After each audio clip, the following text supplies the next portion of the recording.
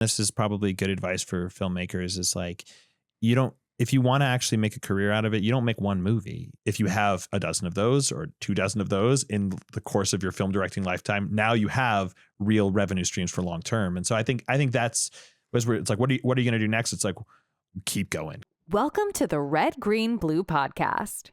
All right. Welcome to the Red, Green, Blue podcast, or RGB. And we're here with Boston McConaughey and Renny Grames, who are a husband and wife director duo who have just finished a movie called Alien Country. And we're excited to hear about that experience and also the journey of doing it together, which I got to tell you, if you've ever done a feature film, doing it with someone you're married to is amazing.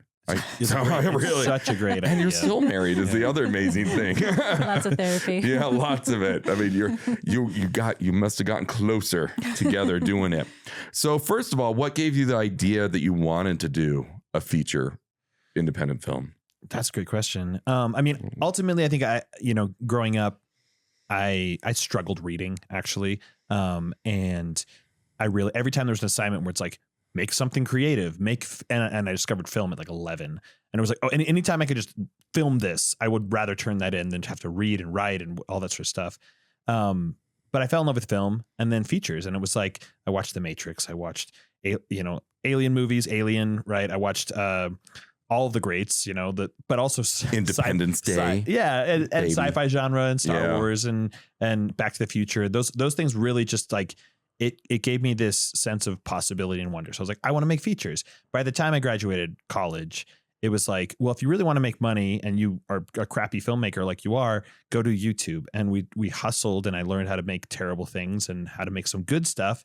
But I think the feature was always just like, I should do this. Well, there was an interesting inflection point where we built a YouTube channel. It was paying for our life for a little while. Wow, that's an accomplishment. Good for you. And for a little while. And then it crashed and burned. What was it about? Oh, yeah. So we called it The Freaking Rad Show. And it was like we did these sci-fi action comedy sketches. Oh, okay. Live action recreations of video games, or it was like mashing up two different video games together and like Halo and Destiny and all these. And we just kind of like made funny, silly sketches. They were pretty high concept. And so for a little while, that stuff would do well. And you could make a 4 or 5 minute, little short. Halo and Mario Kart. Yeah. That'd be a terrible combination for Mario. But that was He's just bananas versus guns. Oh no. That would be literally on a list of 100 ideas. We're like, should we do Halo versus Mario Kart this week? I don't know. Yeah. But anyway, so that did well. And so that gave you the energy to kind of think, oh, well, we can do a feature film called Alien Country, right? Yeah. And what would you say? Well, I mean, we crashed and burned. You crashed and burned first. Yeah. Okay. So, what crashed and burned it? I mean, literally the algorithm. It just kind of, like we couldn't keep up with the daily vloggers that were posting, their 30-minute episodes of their day in their life that they were posting every day. Cause we were posting like once every 2 months or once every 3 months sometimes. And literally we posted a sketch. Okay. Sorry.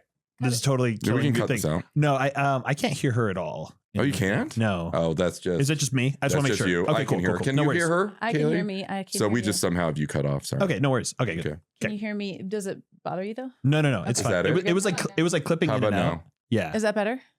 Yeah. Is that better? Okay, cool.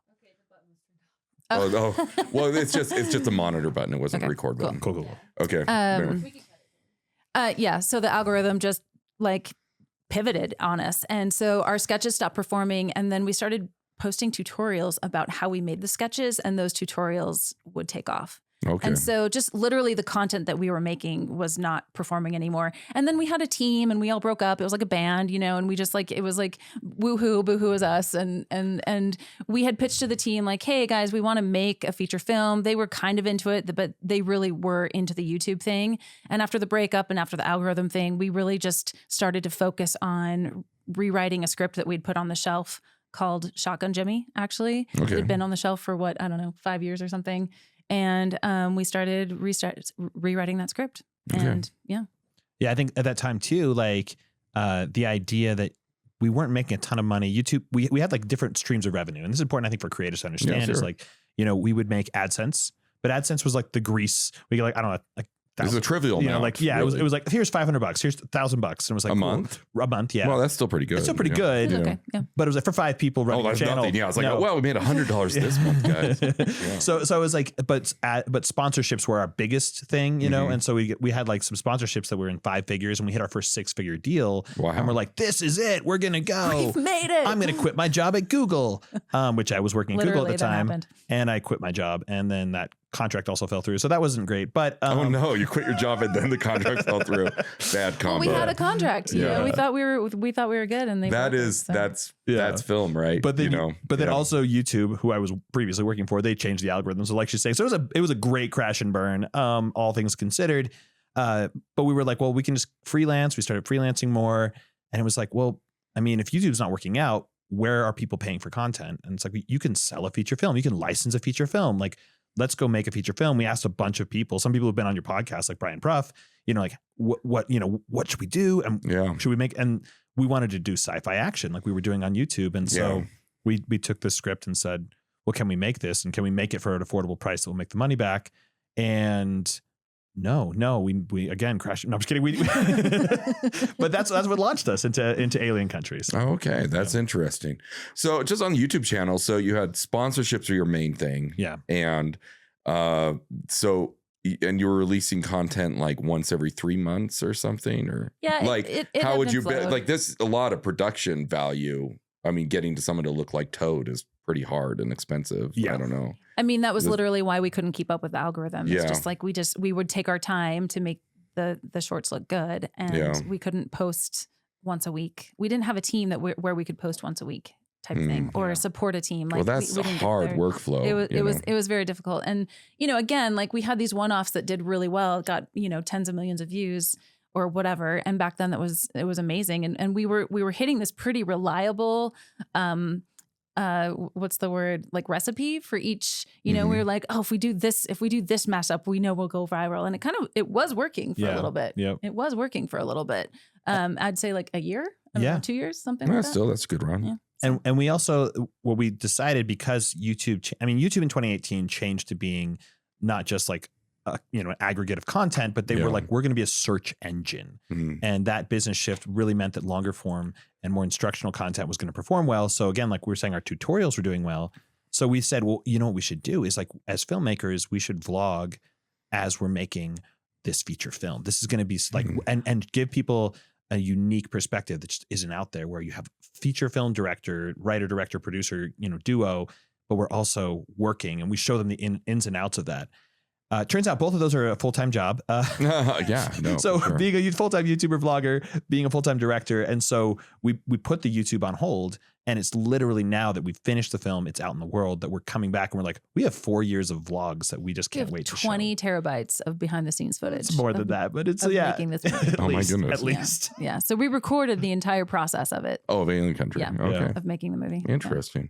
Yeah. So anyway, so then you're back and you're about to start. Coincidentally, just a little side note, I feel YouTube made a big mistake about 7 years ago. I feel like they should have socialized, like created profiles and tried to make themselves more like Facebook in a way, like video Facebook. Yeah. Because now all, like TikTok, for example, they could have preempted all of that.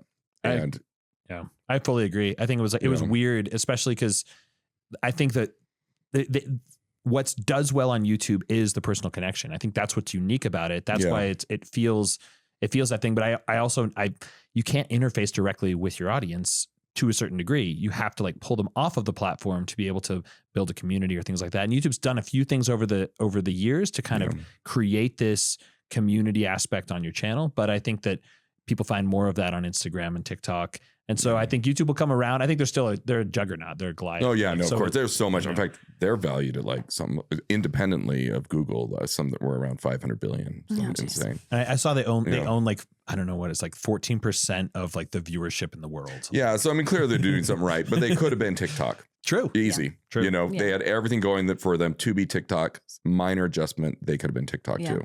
But they're doing good at what they're doing. So you you decide to make the movie, and what was your first steps in making Alien Country? Was like the first things you kind of started setting on your characters? or Sure. the I plot? mean, well, yeah. I mean, we had written the script, and the first thing I think Well, tell me about writing the script. we did seriously is we rewrote the script. And so, I mean, the first iteration was like 2014 or something crazy. Yeah, I wrote a version of this movie, and it was like the first time I didn't know what I was really looking to write, and I like to say the first draft didn't even have aliens in it because it was like an action movie, right? It was this kind of motorcycle modern day Western type thing, just an action movie. But I was like, this for a first film, this is missing something. And I was like, and unfortunately, not thinking it through, it's like, well, how can you affordably make your first feature? And I was like, I'll add aliens. So no, pick the most expensive medium, film, pick the most expensive genre, sci-fi. But I was like, this is what it needs. So we finished a version of this, and it was pretty much like Stranger Things season 1 in 97 minutes, Yeah. And that is to say, like the scope, right? Yeah. It had like secret labs, government, all the stuff you want, conspiracies, all the things. And then we in 2018, 2019, we're like, well, let's just see what we can scale down, what we can make work, and but still keep it true to what we would love it to be. Keep it like actually shootable, like without like a $50 million or $100 million budget. Right. Yeah. And we were still sitting there. We had a guy break down a script, and it was like, oh yeah, you could do this for $5 million. And we're like, I don't think we're going to get $5 million. So let's, you could, but no. So we were just like, let's not, like, I don't want to wait for somebody to cut me that check to make my first film. That is such a good attitude about independent film. You meet a lot of people like we got a movie. It's going to be $5 million. I'm like, nobody's going to be $5 million. Like that. You hear these numbers saying in Hollywood, but $5 million is the lifetime earning of a college graduate 5 times over. It's a lot of money. It's a lot of money. It's a lot of money. And for people are first just time independent filmmakers, it's not really a reality. I think every now and again, someone will hit the jackpot and like have a short film that does well. And then they get their first, they get picked up by representation or a studio or something. And they get $5 million, but it's super rare. When they get teleported back to 1995 and cast Robin Williams.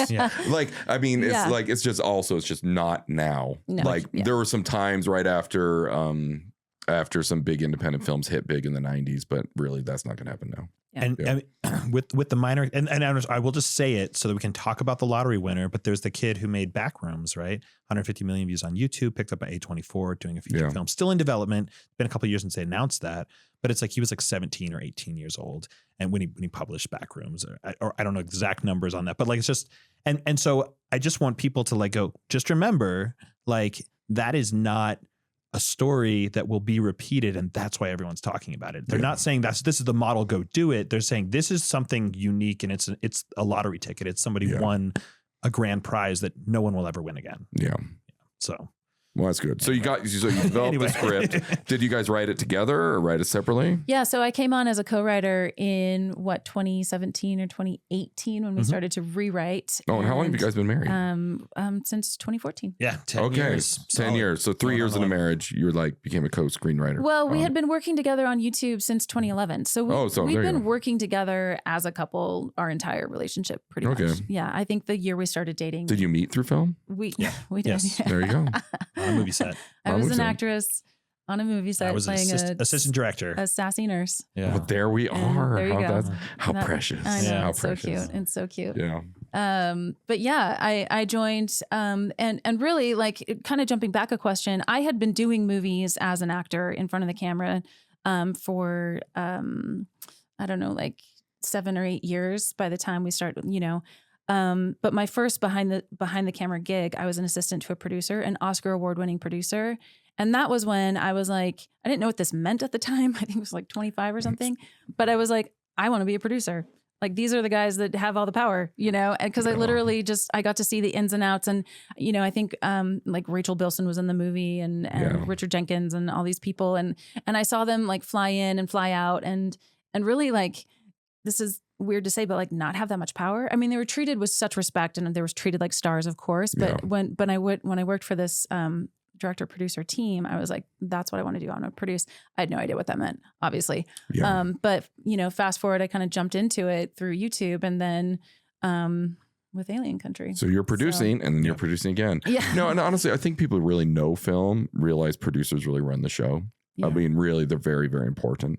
I think like out there, they think the actor and actresses do it all. and they just kind of magically thought of those amazing lines and stuff. I mean, to varying degrees. And then it may be they're aware of directors, but producers, like for me, I kind of like watch how producers are going, even like studio heads and stuff, because you know what type of movies are going to be coming out by watching that more so really than smart. anyone else. Just start doing that. Yeah.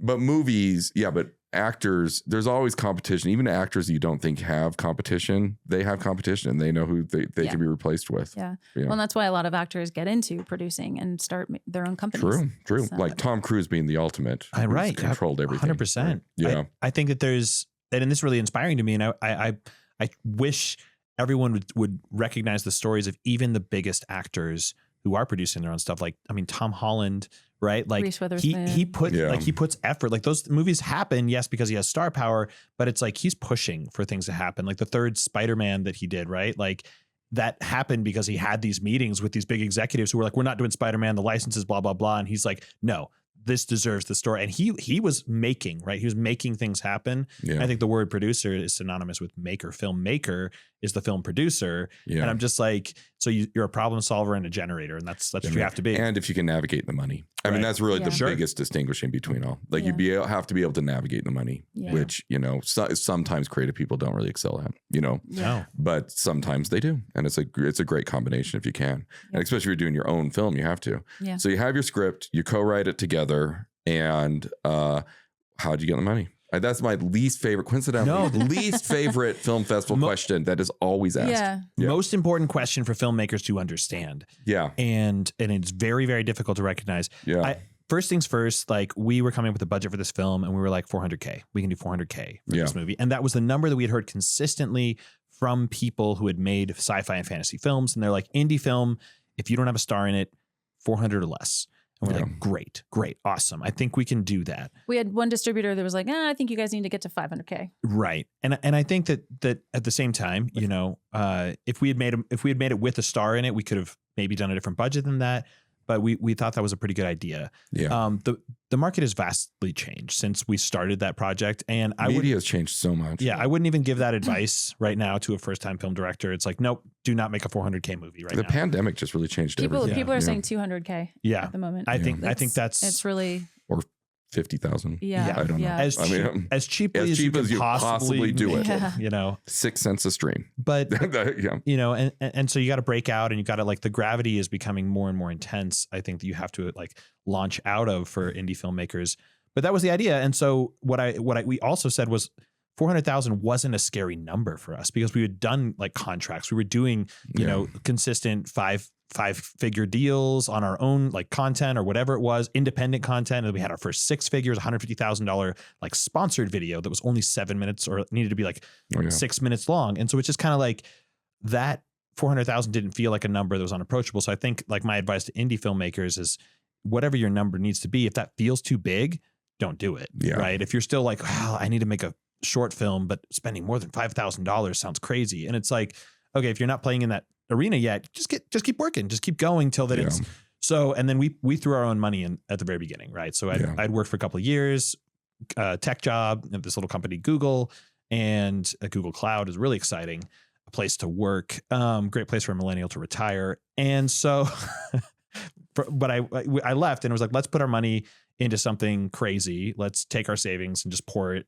into a feature film. Yeah. And then we went out and I'm not kidding you. There's no other way to do it as an indie filmmaker. We probably talked to hundreds of people, pitching to pitch this movie. Or you knew 100 plus people. Well, yes, and we the one thing that and they would listen to you. Yeah. The one thing that we did well is that we brought on people to the movie who knew more people than us and who were really good at schmoozing with wealthy people.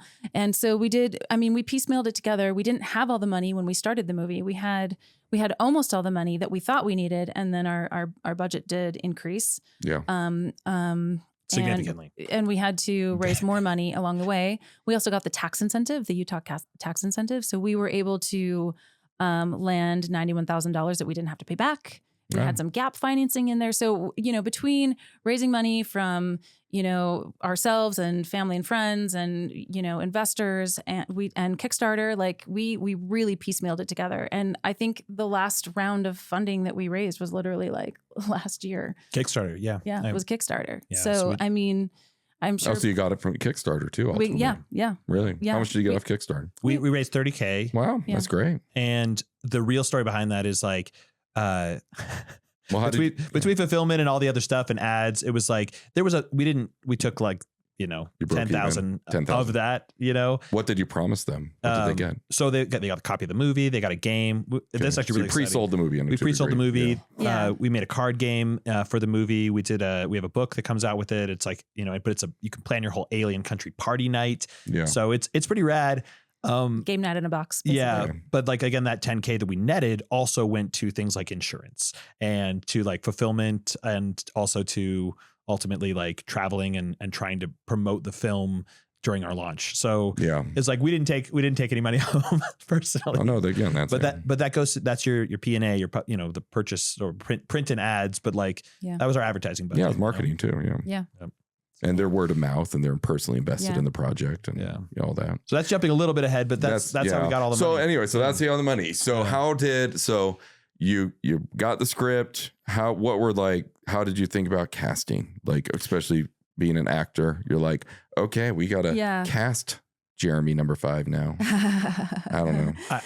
Casting was such an incredible process, and it was really amazing for me to be on the other side of the table. It wasn't the first time I'd been on the other side of the table, but as an actor, and to see all these other actors that I've known and worked with for so many years, come and audition for me and for us. And we should mention that Charan Prabhakar came on as a producer, and he was also one of the characters, Ben, in our movie. He was actually pretty vital in helping us, solidify our cast. Oh yeah, Charan's great. Fun fact: I was friends with Charan in the 6th grade. That's no exactly right. He was friends with everyone. He knows everyone Yeah, he was in high super school friendly guy, or elementary school or college or mission. Literally, as we're casting, he'd be like, "Yeah, I went to school with this kid. I went to college with so and so." And he's very outgoing. Yeah, he's a friendly guy. Yeah.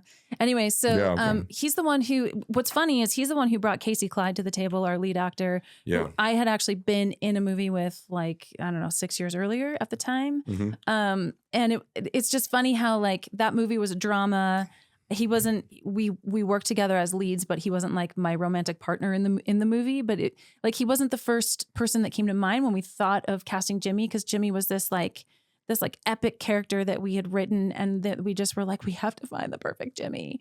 And Charan's really the one who asked Casey to audition at the time. And when we received his audition, we were just blown away. His audition was we rewatched it probably 100 times over the course of a week, because we were just so enthralled by his performance. And Charan was also able to bring people like Corbin Allred to the table, who I'd known of. But Charan was kind of like your casting. A little bit of we worked through Jeff Johnson casting and Rob Andrus. We did a proper casting call and audition for a lot of the parts. Yeah. We met one of our leads, Rachel Brooks Smith, through a friend of a friend, and she was from LA. We'd never met her, but she sent in an audition. This was the beginning, you guys, of self tapes, which is kind of epic. Now it's everything. Normal. I love it actually. I don't like sitting in a room awkwardly. Why are you just taping it? They just mail and tape. I'm the opposite. Well, really? I feel like because he has to help me with my audition. Yeah, that's true. Okay, so but but it's fun to work with actors, right? And I think as a director, I'd like being able to actually be in the room and they're doing it, and it's like, hey, let's just go through. That's a callback thing now. So I'm like callback. I guess I just always feel bad when they're bad, and I'm like, you just waited for 2 hours to do, and there's 100%. No way I'm going to cast you. True. 100%. And so if they just send the tape, you just skip through, and then you're fine. Yeah. But then you can pick the good ones on callback. Yeah, as long as it doesn't take so much work from all the actors. But it is what it is. If you've got it dialed in, and that's what you're doing your tapes. It's funny because I'll run into actors who are audition for a commercial and directing or something like that, and they didn't get cast, but I wanted them, and for whatever reason, maybe the agency or the whatever didn't want them, and I'll be like, oh my gosh, I saw your audition for this such commercial, and they're like, oh, I don't remember that at all. And I'm like, oh, set it and forget it. I was like, because I do 20 auditions a week. A week. Yeah, I was like, okay, cool, yeah, but you were really good, and someday let's work together. Blah blah blah. Yeah. Well, so now that's great. So you got some taped auditions in. Yeah, I from mean, LA. we did a proper casting, and we went through the ropes. We did callbacks. We even did a Zoom callback. That one was live, and literally, like, again, it was during the pandemic. I think it was like there was a bad storm that week or something, and the power went out, so some people couldn't get on, and we had to there were some things we had to figure out technically with callbacks. But I mean, Austin Archer, for instance, he was like on a road trip during the pandemic and literally like did his callback in the front seat of his car. And he was so enthralling and engaging. Like, as an actor, I feel like that's such a no-no. I would have been stressed to like find an Airbnb or like someplace that I could like take the callback, you know, but he just did it in his car and it, like, not standing, so engaging. And we're like, how is this possible? Like, it was incredible. I still like remember he was like Austin Archer in a car. It was just like he's a great guy. But yeah, no, it was a fun casting process, and I think my bit to say is like I really trusted Renny and Sharon's sensibilities a lot. Yeah, and I think that a lot of times, you know, as the writer for this one, a lesson I think I learned was I kind of had images, and they were abstract, but it was images of what a character was going to be or what they were going to do or sound like, or you know, and it was like learning to just like let all that go and start sharing that with the people that are really talented. And again, it was like Casey was, for example, I think that he wasn't like when I saw his audition, it was just, I was hypnotized, but it was like in my head, Jimmy was this younger, like more scrappy, didn't have his life together person. And so it was like, but here you have an actor who's going to just bring this character to life. So then re-envision that. So it's like it's a new phase of the film. You had the script you wrote. Now, like, take that and build on it. And we got to build on that with all these amazing actors. Yeah. So how do you feel that, like, I mean, to me, it's interesting casting people because when they read the line, it comes to life. Mm-hmm. I mean, it really, and they take even the way they sound, their accent. And so do you feel like the script was complete after the casting? I don't know. With the exception of we had one character. Did you change it? Did you change the script for We did. A little bit. Yeah. Yeah. So there was one character we left off. Which we did this strategically because we were thinking, well, maybe we'll get a lead who, or like, you know, supporting main character who could be a name, right, to help sell the film. And so Jimmy's father was going to be played by somebody, and we kind of left that open. Outside of that, it was like we cast everyone. Our cast was there. It was solid, and we did do some rewrites. Yeah, we wanted to. There was two characters. It was the brother of the main character. His name's Johnny Walker. Incidentally, not necessarily after the whiskey, but like it's whiskey, right? I don't know. Yeah. Anyway, so Johnny Walker and Melanie Walker were these characters, and I wanted to give them a stronger like couples character arc. But we ran out of time. We were casting, and we had like 2 weeks of production, and we rewrote some lines for one of the other side characters, who's like the sheriff's deputy. And so that was played by Trey Warner. So we wrote some stuff that fit his persona a little bit. But we didn't get to do that for all the characters. And so we had to find that on set with Johnny Walker and Melanie Walker. And actually, a lot of the lines that they had in their scenes were improvised. I mean, they followed the script for as an outline, but they really added a lot of their essence of their characters like on the day. Oh, wow. Interesting. That's really cool. That is cool. So what's your best on-set story? That's the question I'm trying to ask everybody. Best or worst or favorite? Yeah. Or the most dramatic. We had a director break his arm wrestling a grip. Jeez. And then finish the commercial. Oh my gosh. It's an amazing story. Oh, we just listened to that.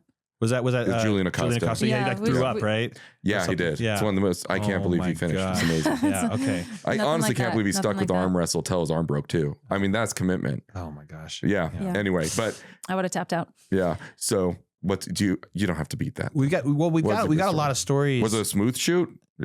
No. What's your hardest moment? Your best moment? How about that? Hardest moment. Oh yeah. Because you're shooting in Southern Utah, right? Yeah. So you have to deal with the elements and location work and all that. So you got to have some harrowing times. We had some night shoots that were pretty tough. And I will say we only went into overtime once or twice on this little film. Like I feel like indie films get known for, you know, going into overtime and like working all night. And I would say that probably one of the hardest nights that we had was down in Manti we were at the fairgrounds where they do demolition derbies. If you've ever been down there, it's like right across from the temple. And it's this massive space and it's actually pretty cold. And we were working with these demolition derby cars, which, you know, like not all of them were reliably working all the time. And one of them just stopped working. And at the end of that night, we knew we hadn't gotten everything. And that was like just and it was like the end of the weekend, like the next day, we had the next 2 days off or something. And we were starting travel. Is that right? I can't remember. I think we had one more day, but we had one more whatever. day. But we had to move on. We were leaving Manti. We had to go down to Goblin Valley the next night and have a night shoot down there.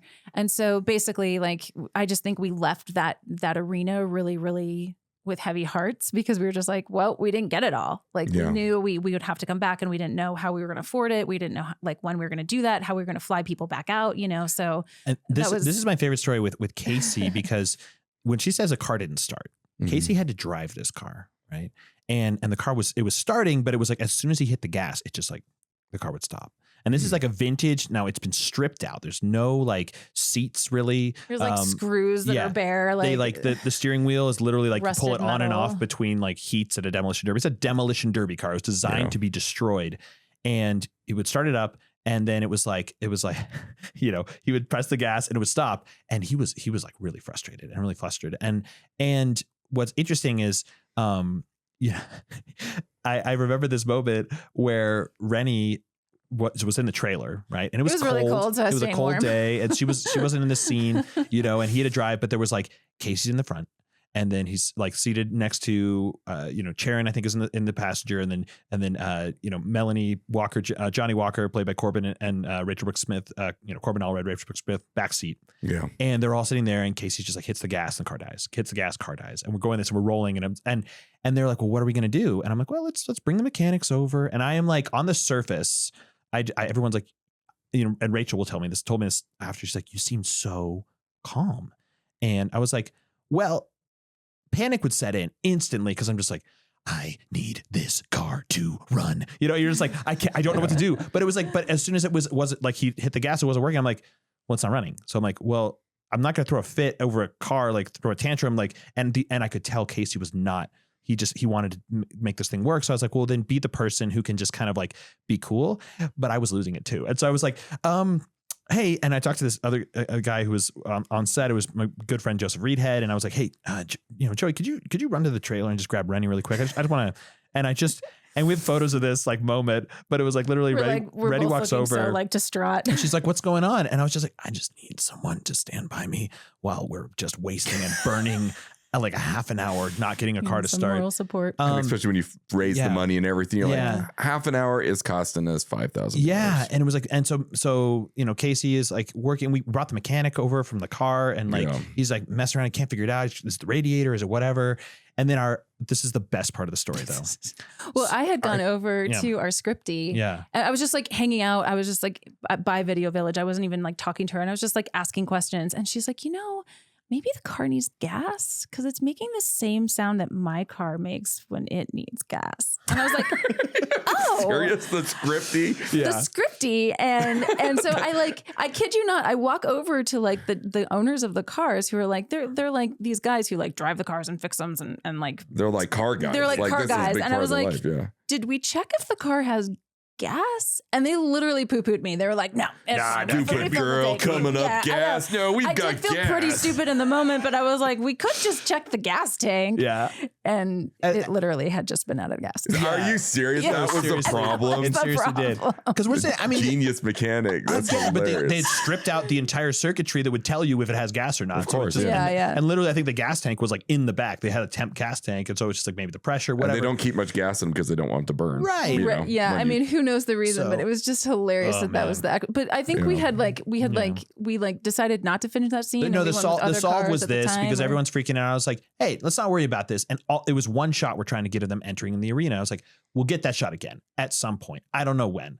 A year later, it turns out, but during pickups. But it was fine. So it's just like, let's just push this car out into the arena. Let's get this. We have to get that other shot, and we just moved on. We just moved on with the day, and we had the list. We knew what we needed to do, and we'll come back and get it later. And we did. So And like Casey got to drive the hell out of the other cars, and it was a year later, and all the footage of him in the car driving, with the exception of some of like the alien explosion, aliens crawling on the creature, on the cars and stuff like that. We saw some stuff on green screen for that, but it was like Casey drove the hell out of that car. Yeah.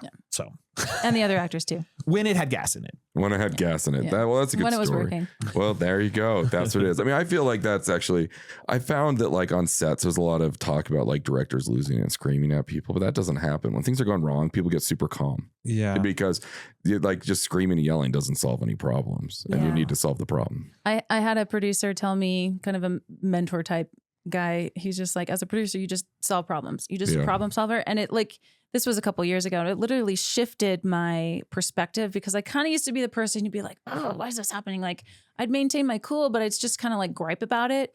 And now it's like, oh, this is just the next thing. What are the next steps? Like, depending, no matter what shoot I'm on, I just kind of just like, well, okay, how are we going to solve this? I yelled on set on Alien Country one time, and it was like, but it wasn't the scolding yell. It was, that I think someone wasn't paying attention type of a thing, but we needed something. It was like a prop or something to come onto set. And it was like it's like a tool in the toolbox of things you need to do to inspire your crew to get going. And I was just like, the sun's going down, we gotta get that thing over here now, type of thing.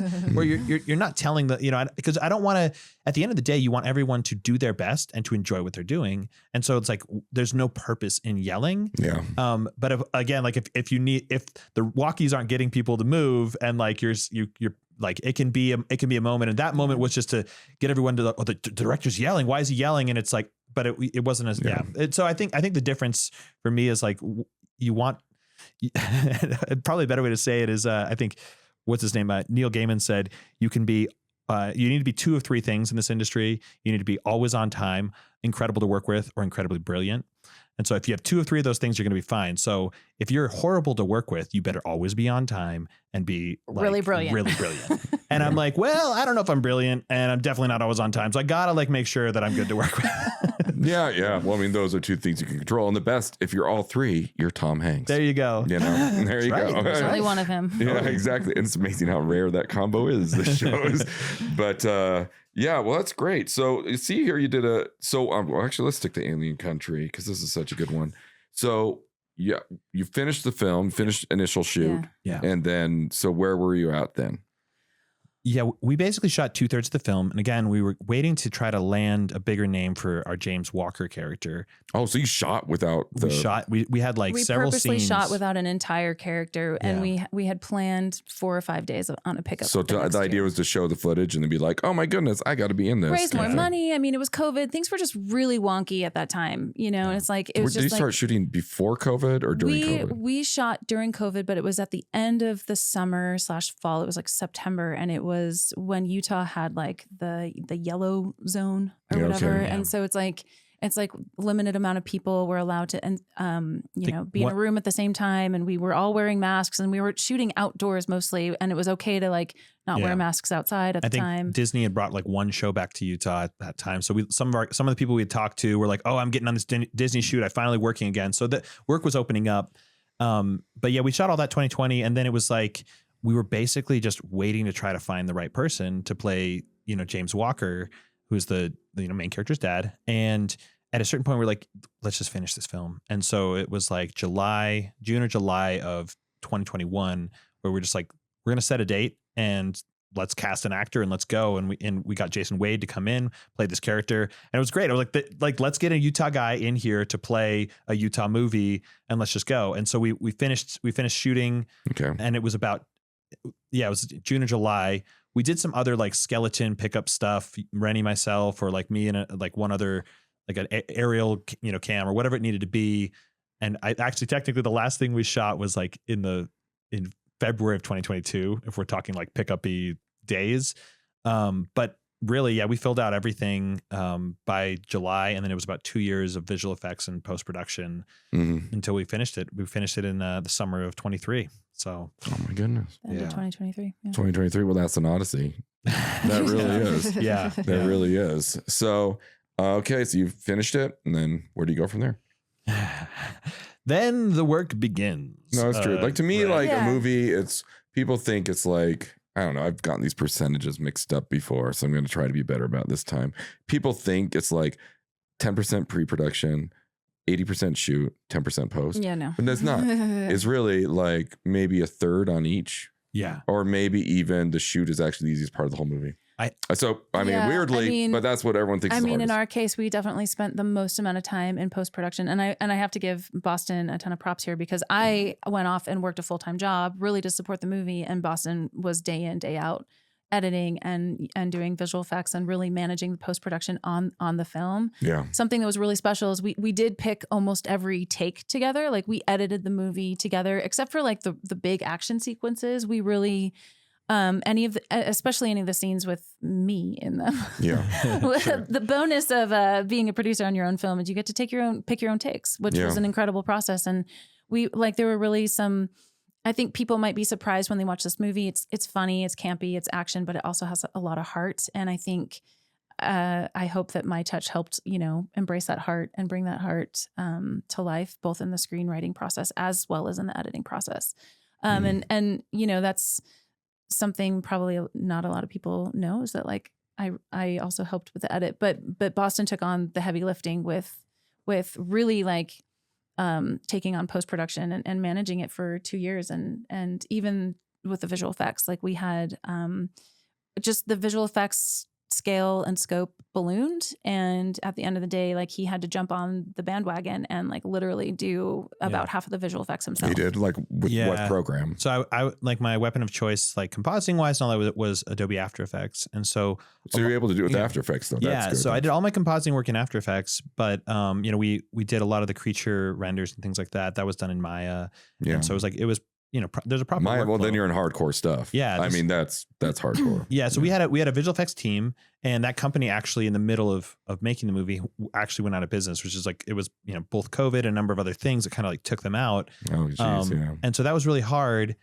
But, I think I know the company you're talking about. I won't say it. Yeah. But it was, and it's Fourth Wall Effects, and they're credited, and they were great. They were great. They did some great work.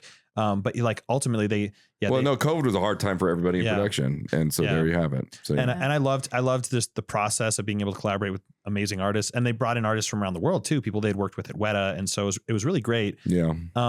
But when she says the scope balloon, we had 150 effects shots when we were first planning it. And I knew this, and everyone talks about, if you're making a film, think about how Jaws, and it's like this almost cliche thing I've heard 100 people say. It's like the shark was scarier because you couldn't see it.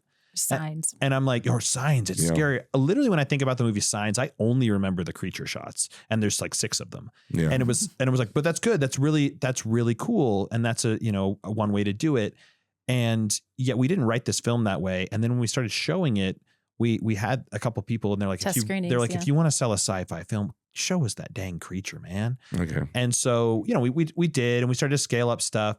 By the end, we were, the creature shots didn't necessarily become that much more, but by the end we had 450 visual effects shots. So we went from 150 to 450. Wow. And I ended up doing about 250 by myself. So really? And we had a kid. Oh yeah. And I went back to work after 10 weeks. And you had a baby? Oh my goodness. And so like when we're talking about like visual effects, he's like doing this in between nap time and like feedings and stuff. Yeah. Amazing. Yeah. Or she was small enough I could have her in my lap while I'm on, editing on my laptop or something. So it's a lot harder now that she's a toddler and has a voice and will, but like, and feet, legs to take her get into trouble. Yeah. Starts walking around. But yeah, I mean, we finished in August of 2020. Yeah, that was after. So we were doing sound. I think sound and music, color finished like August, but the film we started showing it early that summer, July, or things like that, and it was we're getting good reactions. We founded a sales rep and distribution partner by October. Wow, so, good for you. At a little festival called FilmQuest. Yeah, neat. Shout out to them. We found our sales rep. We actually were shopping the movie around to quite a few sales reps. Like people wanted the film. People wanted to rep our movie. And so which is unique because we hadn't even played festivals at all. We were finishing the film. Yeah. And this is a thing I wish we really understood or knew. Most genre festivals are happening in the fall. So we missed the 2023 window of being, playing a bunch of festivals, which was a real bummer. So one thing I wish I could do again was reach out to those genre fests as we were finishing that summer and be like, hey, let me show you a cut. It sounds a rough mix, but you'll get it. Sound should be done in August. And we might have played, 4 or 5 more festivals or launched our festival run a little bit sooner. And that would have been a good thing marketing wise. Cause literally by the time October hit, we were at FilmQuest, just to go. I went to like watch films and stuff. And I met this sales rep. They started selling our film internationally. We started making sales that fall and winter and selling to territories around the world. And so when you're doing that, you have to tell them the film is going to be released a certain date. So our festival run actually got pushed to the next year.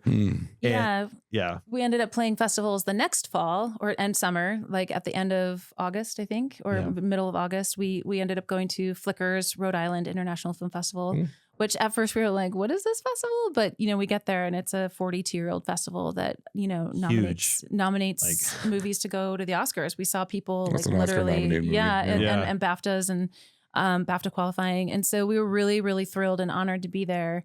But honestly, we went like 9 months or something, or 6 months without knowing if we were going to do festivals at all. Yeah. And like just getting a bunch of rejections and, we missed the previous genre, season. And then we were able to play it. What did we do?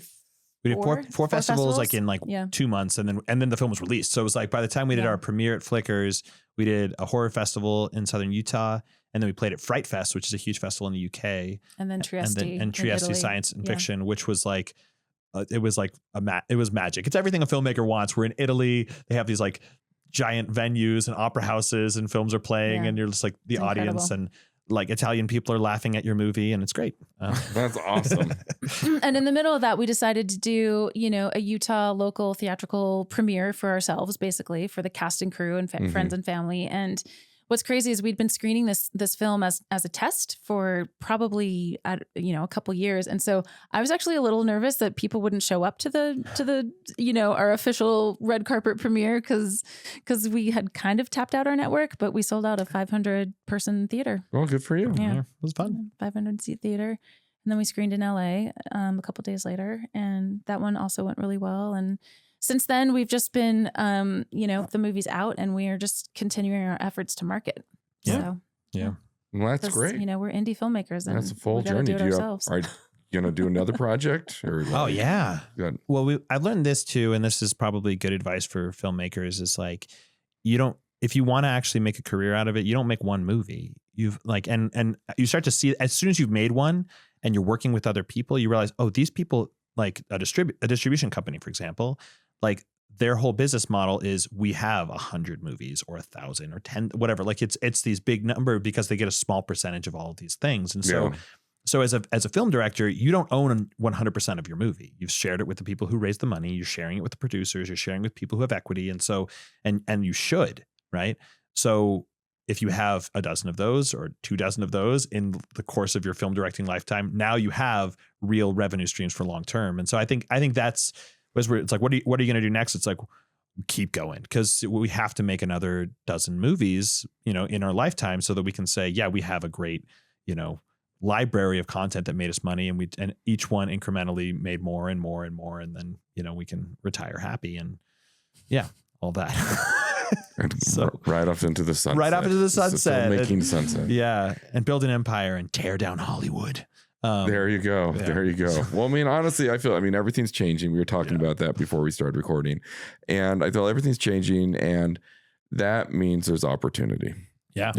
Established players, things are shifting, and it's easy to be pessimistic, but because you're only seeing the established things change, but it means new things are going to come up. Yeah. So you just got to watch those. YouTube being the ultimate disruptor in a lot of ways. Yeah, really. I think that this world of distribution, it changes in a couple of months. By the time we talk to our distributors, like, oh, well, now the streamers are this, or these streamers, these types of streamers. It's constantly shifting. And so I think the one thing I'm seeing right now, which I think is maybe people listen to this in 6 months, they'll be like, oh yeah, that was old hat. But I think every independent filmmaker needs to make sure that they're figuring out a way to self-distribute in some way, shape, or form. Like they need to have an avenue where it's like, I'm in charge of this revenue stream. And I think that that's something we're looking at right now is where are those still open? And we still have open revenue streams for our film. And it's like, So we need to figure out a way that we reach our audience directly. When you talk about YouTube, that's it. YouTube is a direct to consumer. Like I make a product, I send it out to the world, and I find my direct contact, my direct fans. Yeah. You know, and so it's like that exact same formula needs to exist for it, no matter how big the project is. It's a feature film. It's the same thing. You made a work of art and you need to find the fans. And so when distribution gets hairy for me as a creator is when I'm like, well, I don't know, it's been streamed 10,000, 20,000, 30,000 times on Amazon Prime right now, you know, or more than that. We're still getting the numbers to come in because it's pretty new, but it's like, I don't know anyone. I don't have their email. I don't have those connections. I'm like, I don't even have the data to that right now. So I'm really interested in building, going back to what we did before, which is building our audience brick by brick, person by person, connection by connection. Yeah. And then being able to say, yeah, let's reclaim, you know, as artists, our own audience and find our friends and find our fans, you know? Yeah. Find your group. So did you act in it, Renny? Oh, yeah. Oh, Okay. yeah. What part did you play? I played Everly. So I Everly. got to write my own part, which was a dream. Yeah. And I got to perform my own part, which was a dream because, you know, the movies that come through And you got to Utah be directed by your husband. and be directed by my husband, which I'd been doing already for like, I mean, at the time it was like 8 years, but you know, Yeah. I'm very comfortable. And actually what's funny is like, I trust. Boston Bark for me.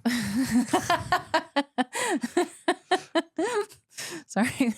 I did say that on set one night. What did you say? I said, Boston, bark for me. And Casey heavily made fun of me for, he was like, oh, I see how this relationship works. And I was like, Oh, because you wanted to tell him He's what not to do wrong. for a minute. Yeah. Yeah. Well, the dog needed to bark in the So let me scene. just, Okay. the context for this simple story is really great. It's the best scene in the movie probably. It's this romantic scene between Jimmy and Everly. You know, Casey's praying across from Renny. But at the very end of the scene, after this like, you know, 3 or 4 minute little like heartfelt moment, Yeah. they're interrupted by a dog barking outside. We didn't have a dog barking. So as we're rehearsing, Renny just says like, okay, well, Boston, bark for me. And I'm like, got it. And Casey just starts laughing. And like, but we were so in the moment that I was just, yeah. So anyway, I had to, you know, just to give them the cue as the director. And so it was very natural for me to just take that direction from the actress. But anyway, yeah. So anyway, okay. that's what it's like being directed by me, I guess. I was going to give you Give and a take. compliment in that like Boston really knows when I'm phoning it in. So I can't really get away with phoning it in when I'm acting in front of him because You know when your wife's knows, faking it. He knows when I'm faking it. So yeah. So there you go. Right. So it's a matter of just like, okay, let's, you know, like, but also you want, as a director, I've always wanted to, I don't want an actor to feel self-conscious or feel like they're not doing what I want or whatever. So there is a balance you have to play where it's not that, oh, that's good enough. It's like the real art is how can I get them to be more confident or be more in the moment, be more authentic. And so I think I am tougher on Renny than probably other actors because other actors, I just don't know there's the subtle micro expressions of their day-to-day, you know, face or life or whatever. So I don't know. Yeah. Good luck, babe. Okay, there you go. So you had a perfect situation in a lot of ways. I mean, you had creative control. You wrote your script. Yeah. You were I in mean, it. maybe I just peaked. My career just peaked. I don't Well, know. no, I mean, that's really no. With this Well, one you had movie. a perfect run. No, So, but yeah. seriously, like I've been a part of, you know, I don't know, many films in whatever capacity at this point. And you'll be in a moment, you'll be in a scene and you'll feel like you've delivered a certain way. And then like you see the final product, maybe a year later, 6 months later, whatever. Yeah. And you're like, oh, that's not what it felt like in the moment, you know? And I think now, I don't know, there's a different perspective when you get to control things to a certain degree. You get to control the creative, you get to control, you know, what you're doing on set and how you're playing something on set. Like I've literally been on Hallmark movies or whatever type of movies and people will be like, no, not so sassy. You know, like I'll try to bring a little like layers to the character or edge to the character or something. And you're just not allowed because it's not what the mandate's for, you know? So with this character, I got to play that. And to be honest, either people loved that or they didn't. And we got some reviews that were like, yeah, the bickering between this couple got a little tiresome, or like, oh, I wish I liked the lead girl more. I had to warm up to her, you know. Or other people were being like, oh, I really resonated with her character because he's like really immature and doesn't know what he's doing. Or like people haven't seen such a well-rounded character in a female heroine before, because it's not necessarily her story, it's their story, but we spend a lot of time on her issues because I got to write her. Good for you. You know? That's cool. That's great. So now you're working also on a YouTube thing again? Yeah. So all the stuff that we did, we originally, when we started out, we wanted to publish this vlog while we were making our movie. Yeah. Which as if we said is full-time job. Impossible. Being a YouTuber, that's a full-time job. Being a film director, full-time job. And so we vlogged and we did record a lot of behind the scenes content. Now we're finally coming back to YouTube to get that out and do that. And as creators, it's just another way to find another touch point to share our art. But it's not just the art, it's the process and the craft. And we want to let people know how we did it and why we did it. Which allows for more of a connection and a conversation. So we're jumping into YouTube, and then we have more features and projects we want to do. Yeah.